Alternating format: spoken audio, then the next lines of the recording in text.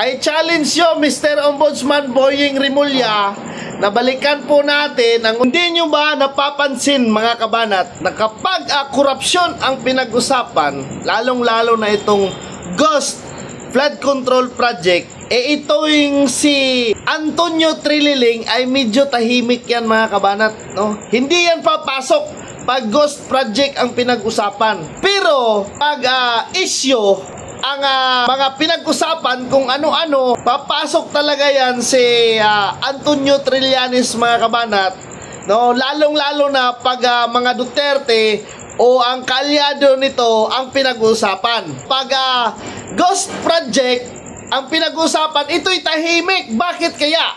Ito, panoorin natin mga kabanat ang pahayag ni Senator Tolpo. Noong panahon ni Pinoy, nakatanggap si Senador Trillanes ng mahigit 200 milyong pisong pondo, 245. Mula sa Disbursement Acceleration Program ni Pinoy at Butchabad, 145 million.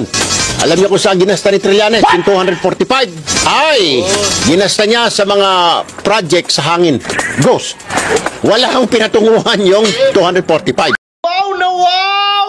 Ang laki, 245 million pesos. Antonio Trililing, saan mo kaya nilagay ang pera? Napunta lang daw di umano sa hangin, sabi ni Senator Tolpo.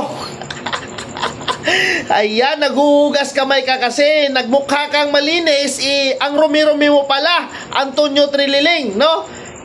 Yan po ang patunay nga Ghost Project, Mr. Ombudsman Boying Rimulya. Yun kaya yung balikan natin, yung 245 million pesos. Tanungin kaya natin si Antonio Trililing kung anong ginawa niya sa pira sa 245 million pesos. Dahil mahilig kayong umatras, ngayon aatras tayo. I challenge you, Mr. Ombudsman Boying Rimulya, na balikan po natin ang usapin sa di umano'y budget nga hindi alam ng taong bayan kung saan napunta ang pera.